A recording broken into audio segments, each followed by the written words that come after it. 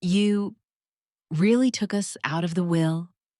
Mara's voice sliced through the hum of the hall where my neon sign, one big free salvage from an old diner, glowed on the wall. The air smelled like thermos coffee, guitar cases, and too much sanitizer. I held a thick folder, fat as a pillow for other people's dreams. Bank slips, emails, receipts, screenshots. On top of it lay my husband's 7-inch record, Blue Moon, the one with a scratch at the end. My hands were shaking, not from fear, but because things were finally about to be called by their names. Ethan stood beside his sister. Posture too straight, jacket too expensive, words too polite. Mom, you're misunderstanding everything. A step behind them was Marjorie Hale, flawless as a smudgeless fridge. Perfect bob, white sneakers, a smile with a warranty card. She looked the neon up and down and gave a little approving nod that made me want to switch off every light. 6 months ago, I couldn't afford a train ticket to the lighthouse on my postcards. Today, I held my own light and had no plans to let other people manage the wiring. I sat on the edge of the stage so my feet could reach the floor. Easier to speak when your life is splitting at the seams. Sit, I said, calmer than I felt. I'll tell you everything, in order, no ornaments. I set the record on the papers. The vinyl gave a warm rustle, like someone whispering, "It's time." In the doorway, my neighbor Kid Kai flashed me his phone. Camera ready, power steady. I nodded to him and looked back at my children. Their eyes were crowded with other people's words, and almost none of ours. And for the first time in a long time, I knew. This wasn't about a will. It was about who owns my voice and why I let it be put on pause for so long. I took the breath you take before an old song and began. My name is Ruth Alvarez, 72. I used to work the door at an all-night diner, greeting truckers and students whose coffee was bitter and dreams were sweet. I remembered faces and orders by heart. Walt, maple syrup, Sarah, no ice. Beside the register, a neon sign buzzed, and next to it sat our Wurlitzer jukebox, round-bellied, silver-trimmed. Drop a quarter, and the song finds you. My husband, Miguel, loved to nudge the tone knob like he could warm the whole world. "You can't put music off," he'd say. 30 years ago, his heart stopped listening to that rule. I stopped listening to songs. We moved to a dead-end street, maple tree, neighbor's holiday flag, trash bins with strangely human faces. I worked wherever I could and stuffed loose change into a tin with a lighthouse sticker. Someday. The kids grew up, moved out, acquired their own gospels of success. Ethan brought me to-go coffee and talked about how everything is trust-based, Mom. Mara sent photos of new light fixtures. Switch to these. They give the right light. I practiced being the background. Backgrounds know everyone else well and forget their own pattern. With age, life cut my high frequencies. The house smelled like dried flowers and lemon cleaner. At night, I'd take the record box from the closet, not to play, just to be sure they were still mine. Blue Moon sat on top. I'd touch the label, close the lid, and whisper, "Later," as if later had a warranty. That November, the kids came with "We need to talk." My kitchen clock ticked like each second was debited from my account. The talk was unexpected bills, insurance, rent ate us. "Mom, we'll manage. But if you could help." I took down the tin and the envelope marked train. Funny. My whole life I patched other people's tears. My own I covered with postcards of lighthouses. I canceled a tiny hostel by the water. The email politely promised a partial refund. That night, I held Blue Moon, up to the lamp, then put it away. In the morning, I handed the kids $4,000. Family isn't math, it's a language, I told myself, closing the door. A week later, the mailman mixed up boxes. I got a glossy postcard, cruise ship, pool, umbrella drinks. Caption, family suite, VIP Nana. Something in me ripped along a seam. VIP Nana wasn't me. It was Mara's mother-in-law, Marjorie, steel-reinforced queen of charity galas. I slid the card into an old notebook and mopped the floor. The only thing that yielded that day. Small giveaways kept piling up, a geo-tagged beach photo, Mara's new bracelet, a partner's gift. Words like class, level, right circle. That chorus made me realize my house had been playing the wrong music for too long. I don't know how to hire private eyes. I do know how to file facts like records by genre and year. I printed bank statements, dates, sums, notes. Thanks, Mom. Couldn't have done it without you. I laid out the cruise card. I opened the photo. Family in white tees. World's best grandma with the arrow pointing at Marjorie. Caption, family standard matters. A standard is like wallpaper you hate but keep because it's tasteful. An email arrived.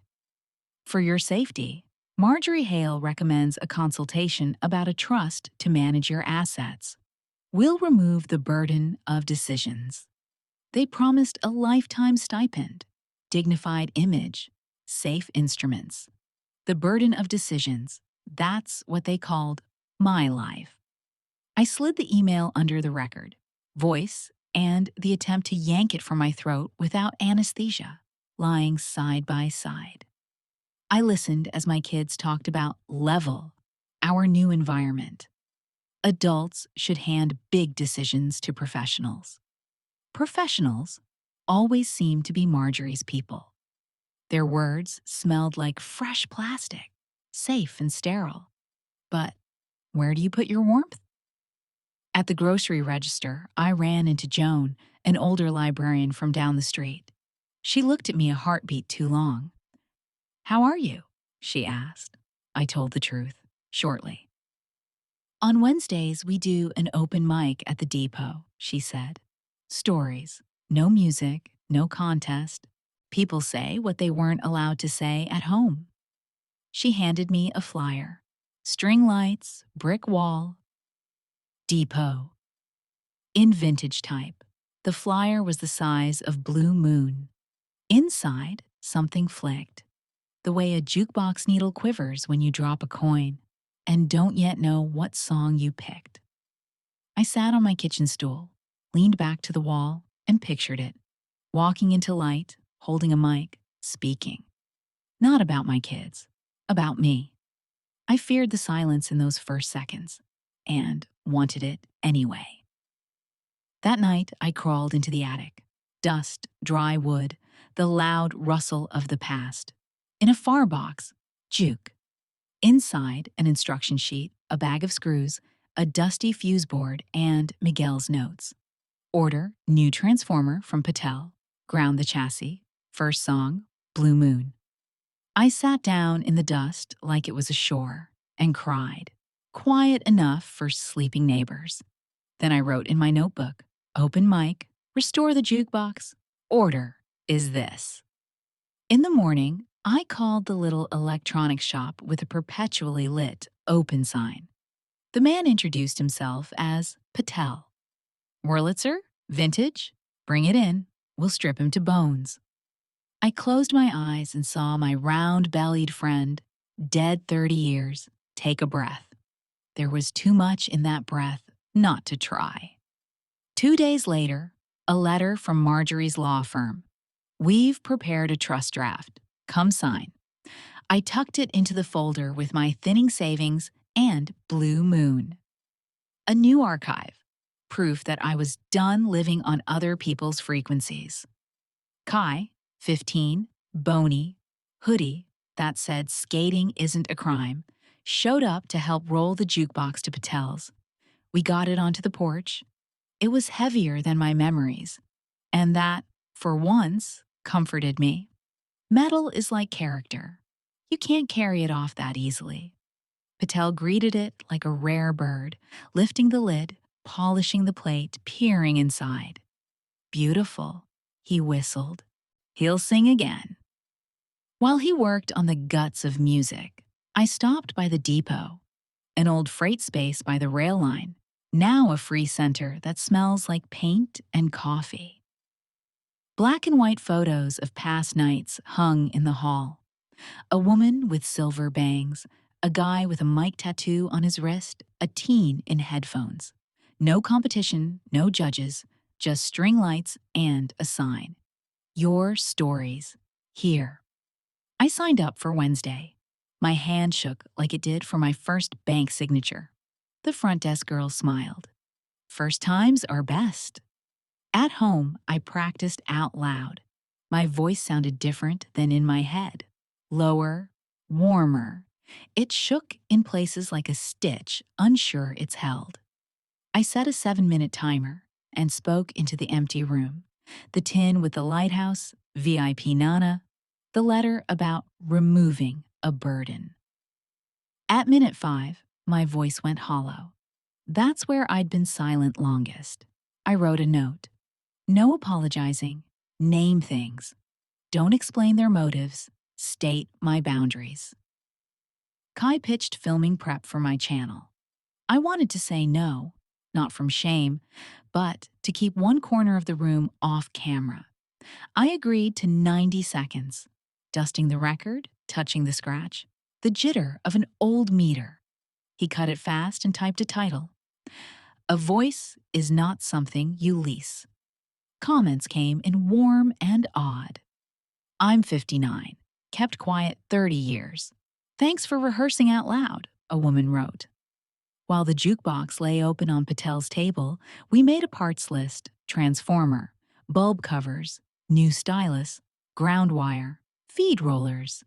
He joked I'd make a decent electrician, if not for all those years. I said years are just a very long wire. Connect it right, and the current goes where it should. We laughed, and the laugh smelled like dust, warm plastic, hope. Skeptic? I had one. Joan. She didn't doubt me. She doubted the audience. They give you 7 minutes only if there's a joke at 3, she said, twirling her badge string. Serve it like a cat. Soft approach. Touch. Move closer. No apologizing. I wrote, no apologizing. Down again. Time to learn it for real. My kids heard about my plans from mutual friends. Ethan phoned. Mom, the internet is filthy. People will twist it. Mara texted. Think about the family image. I replied to both the same. I'll think about my image. Then I placed the phone face down so its glow couldn't outshine mine. The night before my first open mic, I sat in the kitchen, run-through done. Through the wall, a neighbor turned on an old radio. Blue Moon floated out. I bit my lip, leaned forward like I did the first time I heard it at the diner register, and said aloud, say it straight. You don't owe silence any interest. The depot smelled like warm dust and paper lamps. I stepped on stage, not as a winner, but as someone who had finally found the door. The lights were bright. My hands wanted pockets my dress didn't have. I'm Ruth, I said. I saved coins in a lighthouse tin for someday. Then someone explained that someday should be handed to the family. A few people nodded. I kept my sentences short, like steps across a dark kitchen. In the middle, I told the truth about the VIP Nana postcard. A couple of snorts, a quiet, wow. I ended with, the burden of decisions is an honor. The applause was small, but alive. A young guy followed with a story about his dad and a hardware store that played Stand By Me on loop. Same current as in my words. On the way out, a girl in a hoodie said, you said what we're not allowed to say at home. I forbade myself, too, I told her. For once, I didn't add sorry. At home, Patel had a box ready, parts for the jukebox. We laid them out like chess pieces. Kai put his phone on a tripod, for history, and lit us with a flashlight. Miguel's notes included jokes. Don't forget to curse the green wire that's always gray. Press the relay with respect. I cursed softly, with respect. My fingers shook at first, but the old skill, the one that knows soup ladles and screw threads, came back. We had our funny bits. I flipped the wrong fuse, spark popped. Kai gasped like someone stole his second lunch. Live spark for live sound, Patel grinned. Another time, I mixed up terminals and made the bulbs flash an alarm, like the jukebox was sending an SOS. We laughed, tugging safety goggles onto our foreheads like crowns. Laughing made my hands steadier. Marjorie called herself oily, faux, gentle. Ruth, I respect your independence, but publicity hurts the children. There are delicate mechanisms. That's what she called those hands creeping toward my keys. Everyone has their own mechanisms, I said, and hung up. My heart pounded a warning rhythm for 2 minutes, then leveled, like a needle finally touching the right groove. I applied for a small family stories night at the municipal library. They asked for an interactive element. I offered to bring the jukebox and play Blue Moon if he lived again. The librarian smirked. If it lives, leave it here for the night. My head spun, dizzy, on my own audacity. Bureaucracy struck back. An inspector's email about safety compliance. The list was longer than my patience. Grounding, fire extinguishers, an electrician's certificate. Patel handled some, I did the rest. Certified pro, cut-off switch, a bright red extinguisher, same shade as my new lipstick. I don't usually wear lipstick, but I wanted one loud sign I chose. Kai cut a video. Grandma versus the fuse box. Thousands watched, numbers mean nothing to me. But comments carry weight. My mom is 60 and is fixing her sewing machine. You two are sisters. Don't hand your voice to lawyers who sell comfort. I answered short, without defensive poetry. Thank you. Working. Life's whip cracked from an odd place. At a birthday party for my granddaughter, Mara showed a photo of the proper grandma, Marjorie, captioned, Inspiration. I said nothing. Other people's party isn't my microphone. But the old silence pulled at me again. I came home and wiped the jukebox for hours. When I dried each chrome strip, I realized this was my prayer. Not to heaven, to the me who believes in electricity again. The jukebox lived on Sunday and died Monday. Sunday, light, weak as a street lamp behind rain, but ours. The needle twitched, the carousel turned, the stylus kissed Blue Moon, and a whisper of music slipped out. Kai and I whooped like fools. Monday morning, the transformer coughed smoke and quit. Burnt lacquer smell, a botched Christmas string from childhood. I put my forehead to the cold metal. The silence was heavy and mean, like a soaked coat. That same day, the inspector wrote, "We regret to deny your permit until full documentation is provided." The stamp overlapped my library date. A record cracked inside me. Kai swore we'd find another transformer. Patel promised the failure was a blessing in disguise. I nodded, but an old turntable started up in my head. Pointless, Ruth. You'll be late. Drop it. Don't shame the kids. That evening, Ethan and Mara came too. Just talk. The kitchen was dim. The pendant light was on, but not the ceiling one. Mom, we're worried. You post videos, invite people, plan performances. Marjorie says there's a soft way. If you won't take it, we'll have to... Have to what? I asked. Limit your public activity, Ethan said. like, cut your water off. I didn't laugh. I'm not your communication strategy, I said. They left without slamming the door. I stayed in the kitchen, laying an ice pack on my wrist, for no injury, just to feel a different cold than the one clamping my chest. The clock ticked. I remembered closing the diner's register after night shift, counting coins, filling the ledger, signing my name. Accounting is one of the few places truth fits in a column. I pulled out the folder and rechecked everything: transfers, the cruise card, We Care letters, the trust draft. I lined them up by date, like records for a set list, what plays when. At the top, I wrote, invoice for lies. Under it, a sum, not just the 4,000, but restoration costs, legal consults, plans, derailed.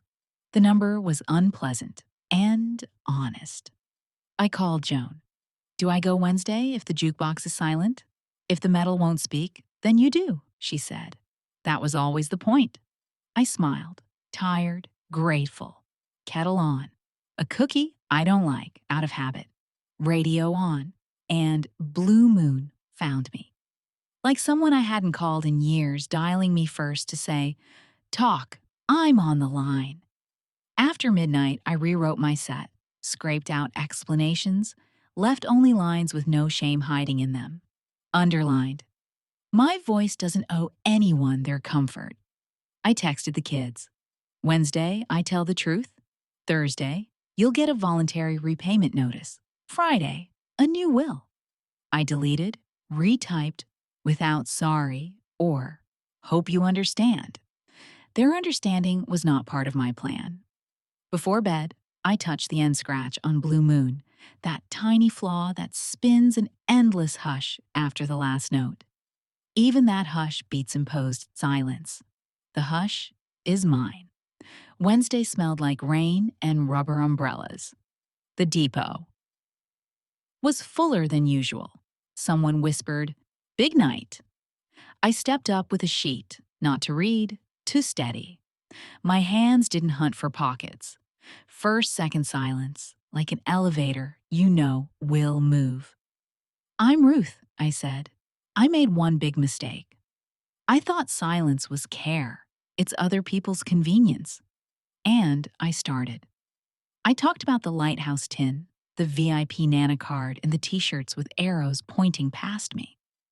The We Care letters, calling my life a burden of decisions.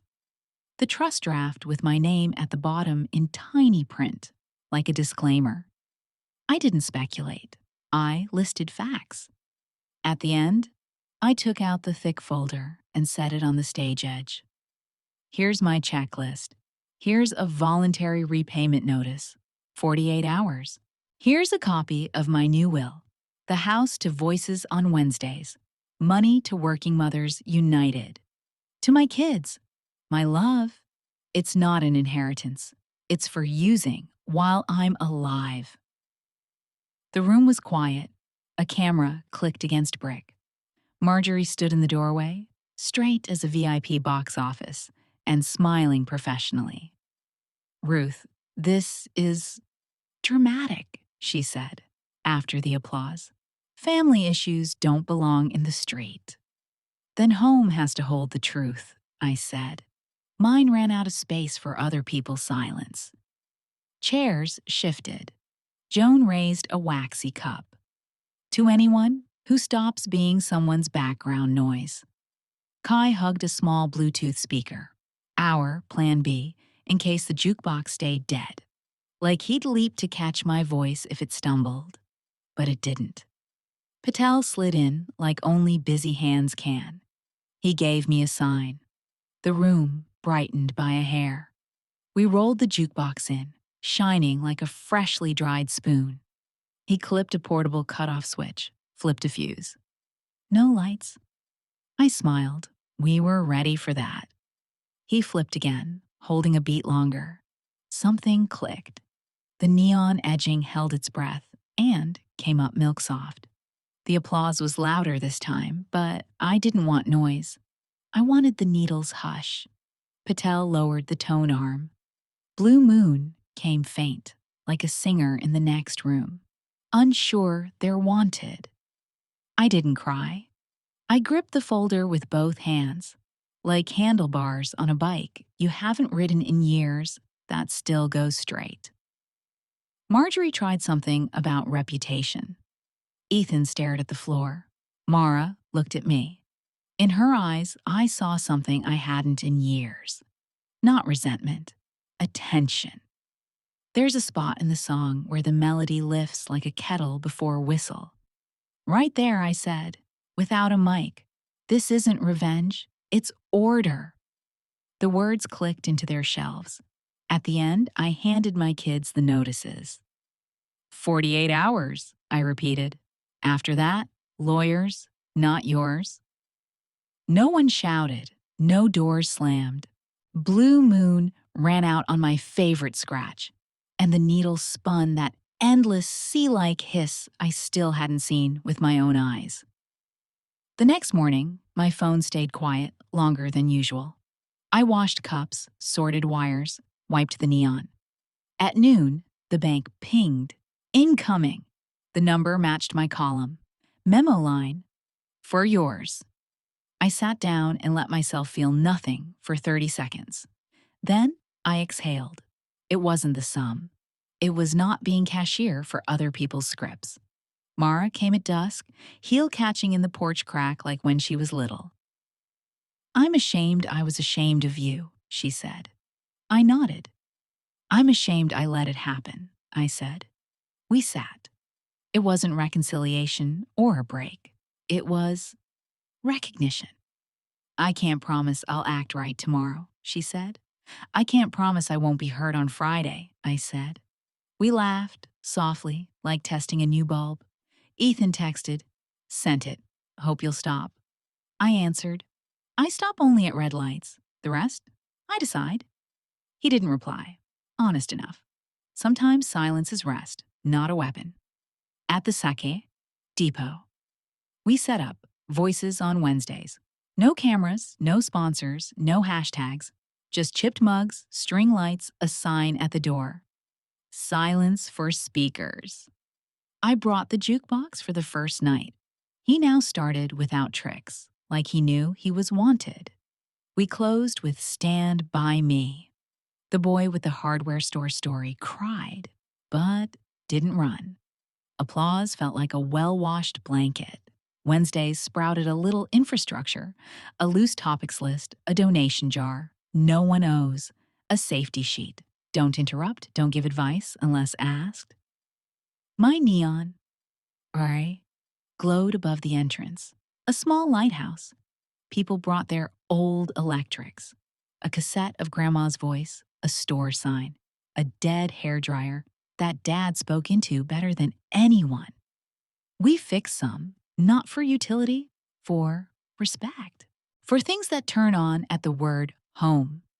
Marjorie's lawyers wrote, We regret to hear. I replied, I regret you heard late. The keys are with me. No more letters. A gallery of modern silence opened near their office, they say. Good. Every silence needs its own walls. I signed my new will at the notary's, the house to Voices on Wednesdays, savings to Working Mothers United, and the library past the rail line. For my kids, in my hand, my know-how. I asked for a copy on heavy stock to hang at home. Not a threat, a reminder. Boundaries are lighting. They show the way. I tired easily those days, not from activity, from density. I would lock up, leave only the foyer ensuire glowing and the fridge humming. He also deserves a voice. At the table, I open my notebook. While you're alive, anything's possible. But possible likes a budget, a kill switch, and people who don't touch your breaker. It sounded funny, and worked. Fridays I'd sit at the train terminal, listening to announcements, watching suitcases. Old dreams stirring, the lighthouse bluer than the sky on postcards. I wasn't postponing anymore. I was making a schedule. The train leaves at night. The platform smells like coffee and ticket paper. I've got a small backpack, hat, thermos, a copy of the will, Lucky Charm, and Blue Moon in a cardboard sleeve. A teenager in a hoodie taps a rhythm with his feet. Not Kai, but close, confident in his uncertainty. I sit by the window and open my journal. Ruth Alvarez, 72. On the way to the lighthouse, I promised myself the year I thought silence was love. Jukebox, alive. Voice, too. Children have what's theirs, the chance to answer for themselves. I have what's mine, the right to manage the light. My handwriting is neat, like the old cash book where every dollar had its place. The train pulls out like a lamp warming up. Dim, then sure. I hold the record and think. Tomorrow, I'll ask the keeper if I can let the sound out over the water. If not, I'll play it for myself, in headphones, in the wind, where sound is always honest. I don't know if I'll catch the exact pattern of light the postcards promised. I do know I'm not handing the switch to anyone selling the proper level. I've got my own, on where truth is, off where someone else's silence pretends to be care. I close the journal. Outside, rare neon signs blink. Other letters, other lives. My Mary actually stayed home, still shining. That's the best sign there is. And you, if you weren't afraid, which switch of yours would you turn on today?